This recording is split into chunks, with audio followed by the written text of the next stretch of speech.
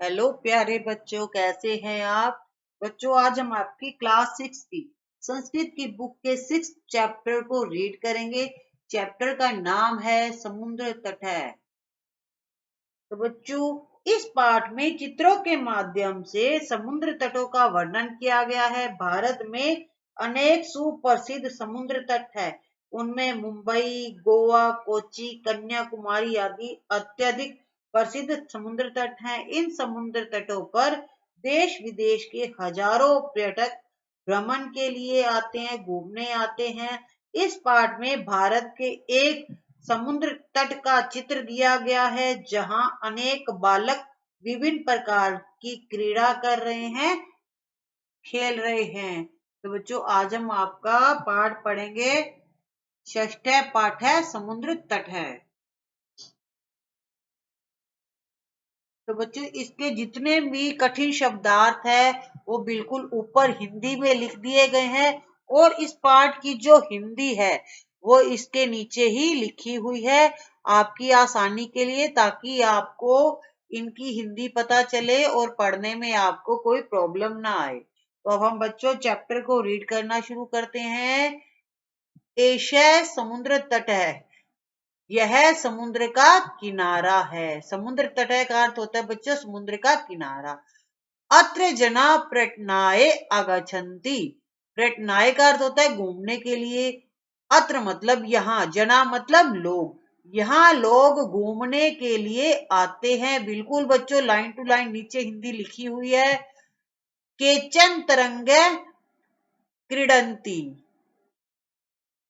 कुछ लोग, केचन का मतलब कुछ लोग, लहरों, तरंगों मतलब लहरों के साथ है। केचन च नौकाभि जल विहारम कुर्वन्ति।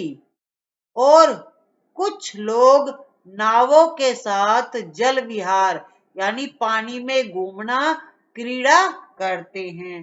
कुछ तरंगों के साथ खेल रहे हैं और कुछ लोग नावों के साथ खेल रहे हैं। तेषु केचन कंदुकेन क्रीडन्ति। तेषु मतलब उनमें से। केचन का अर्थ होता है बच्चों कुछ लोग, कंदुकेन होता है गेंद, क्रीडंती मतलब खेलते हैं। उनमें से कुछ लोग गेंद से खेलते हैं। बालिकाः बालकाः च बालुकाभिः बालुकागृहं रचयन्ति। बालुका भी होता है बच्चों रेत के, और बालुका ग्रहम होता है रेत के घर। तो आप चित्र में बच्चों अपनी बुक में देख सकते हो बच्चे क्या क्या कर रहे हैं। बालिका मतलब बच्चों लड़कियां, और बालका लड़के। लड़कियां और लड़के रेत के द्वारा रेत का घर बनाते हैं। रचयंती का अर्थ होता है बनाना। मध्य मध्य तरंगा बालुका ग्रहम प्रावहंती। बीच बीच में, मध्य मध्य बीच बीच में तरंगा बालुका ग्रहम प्रवाहयंती। प्रवाहयंती होता है बहा देते हैं या धो देते हैं। बीच बीच में लहरें रेत के घर को बहा देती है। जब लहरें आती हैं तो बच्चों ने जो रेत का घर बनाया होता है उस घर को बहाकर ले जाती है। एषा क्रीडा प्रचलती एव है। क्रीडा का अर्थ होता है बच्चों खेल। प्रचलती का अर्थ होता है चलती रहती है। यह खेल चलता ही रहता है। समुद्र तटहा न केवल पर्यटन स्थानानि। समुद्र का जो किनारा है न केवल पर्यटन का स्थान है, यह पर्यटन का स्थान नहीं है। ठीक है, ये केवल पर्यटन का स्थान ही नहीं है। पर्यटन स्थानानि का अर्थ होता है घूमने का स्थान, न केवल मतलब नहीं। तो समुद्र के किनारे केवल पर्यटन के स्थान ही नहीं है। क्यों नहीं है? अत्र मत्स्य जीवनः अपि सब जीविकाम चालयन्ति। बच्चों, जो समुद्र का किनारा है ये किसी की रोजी रोटी भी होता है। लोग घूमने तो जाते ही हैं, साथ के साथ किसी की रोजी रोटी होती है। किसकी होती है बच्चों? मछुआरों की। मछुआरे क्या करते हैं? मछलियां पकड़ते हैं और उनको बेचते हैं और अपनी जीविका चलाते हैं। अत्र का अर्थ होता है बच्चों यहाँ। मत्स्य जीवनम मतलब मछुआरे अपी भी सब जीविका अपनी जीविका चालयंती चलाते हैं। अत्र मतलब यहाँ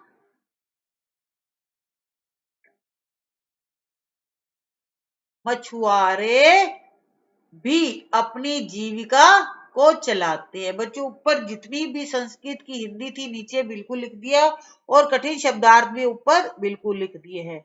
अब दूसरा पहरा पढ़ेंगे बच्चों।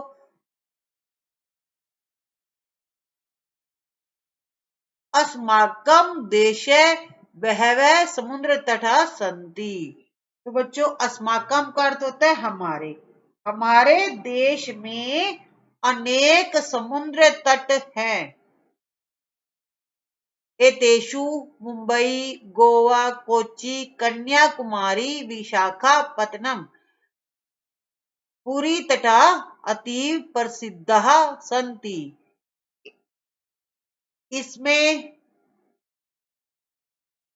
मुंबई, गोवा, कोच्चि, कन्याकुमारी, विशाखापत्तनम और पुरी के तट अत्यधिक प्रसिद्ध है।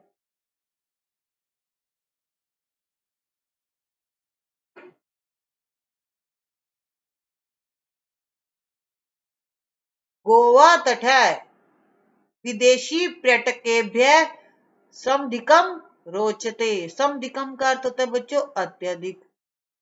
गोवा का तट विदेशी पर्यटकों को अत्यधिक अच्छा लगता है। जो विदेशी लोग हमारे देश में घूमने आते हैं वो सबसे ज्यादा गोवा में आते हैं घूमने, क्योंकि गोवा में क्या है, समुद्र है, तो उनको गोवा में आके घूमना अच्छा लगता है। विशाखापत्तनम तट है वैदेशिक व्यापाराय प्रसिद्ध है। विशाखापत्तनम का तट विदेशी व्यापार के लिए प्रसिद्ध है। जो विदेशी व्यापार होता है, विदेशों में सामान भेजा जाता है, लाया जाता है, वो कहाँ लाया जाता है, विशाखापत्तनम के समुद्र के तट पर, किनारे पर। कोच्चि तट है नारिकेलभ्य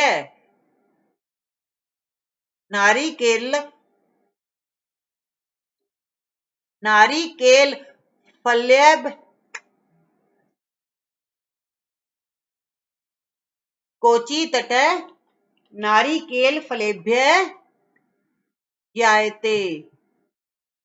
कोच्चि का तट नारियल के फलों के लिए जाना जाता है। ज्ञायते मतलब जाना जाता है। मुंबई नगरस्य जुहू तटे सर्वे जना सवरेम विहरन्ति। मुंबई नगर जुहू तट पर सभी लोग बेरोक टोक घूमते हैं। सवरैम का अर्थ होता है बेरोक टोक, जिन्हें कोई रोकता टोकता नहीं है। विहरन्ति का अर्थ होता है घूमते हैं। तो जो मुंबई में जुहू तट है वहां पर लोग बिना रोक टोक के घूमते हैं।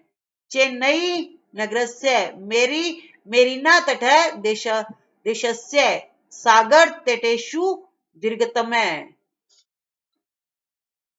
चेन्नई नगर का मेरीना तट देश के समुद्री तटों में सबसे लंबा है। दीर्घतम का अर्थ होता है सबसे लंबा। भारतस्य त्रिशसु दिशासु समुद्र तटा सन्ति। भारत के तीनों दिशाओं में समुद्र तट है। त्रिशसु का अर्थ होता है बच्चों तीनों, और दिशासु का दिशाओं में समुद्र तट हैं। अस्मादय एव कारणात् भारत देश प्रायद्वीप इति कथ्यते। प्रायद्वीप होता है बच्चों तीन तरफ से जल से घिरा भूभाग। इसी कारण से ही भारत देश प्रायद्वीप कहा जाता है। पूर्व दिशायाम बंगोपसागर सागराय, दक्षिण दिशायाम हिंद महासागराय, पश्चिम दिशायाम च अरब सागराय अस्ति। पूर्व दिशा में बंगाल की खाड़ी, दक्षिण दिशा में हिंद महासागर और पश्चिम दिशा में अरब सागर है। अतेषाम त्रयाणाम अपि सागराणाम संगम कन्याकुमारी तटे भवति। संगम का अर्थ होता है बच्चों मिलन इन तीनों सागरों। त्रयाणाम का अर्थ होता है बच्चों तीन सागरों को। इन तीनों सागरों समुद्रों का मेल कन्याकुमारी के तट पर होता है। अत्र पूर्णिमायां चंद्रोदयः सूर्यास्तं च युगपदेव द्रष्टुम शक्यते। यह पूर्णिमा के दिन चंद्रोदय और सूर्यास्त को एक ही साथ देखा जा सकता है। तो बच्चों आज आपका जो हमने 6 चैप्टर था वो रीड किया है। 5 पार्ट बच्चों हमने कर लिए हैं, चैप्टर को रीड भी कर लिया है, उसके क्वेश्चन आंसर भी वीडियो बना दिया है। अब आपको फटाफट वीडियो को लाइक एंड शेयर करना है और चैनल को भी सब्सक्राइब करना है अगर अभी तक नहीं किया है। तो बच्चों आपके जितने भी सब्जेक्ट हैं Hindi, math, English, SST, Punjabi, Sanskrit सभी पर वीडियो बना दिए गए हैं। तो आपको टेंशन लेने की दिक्कत जरूरत नहीं है। आप टेंशन नहीं लीजिएगा, आप सिर्फ स्टडी कीजिएगा और नेक्स्ट वीडियो में इसके हम क्वेश्चन आंसर लेकर आएंगे। Thank you, have a good day.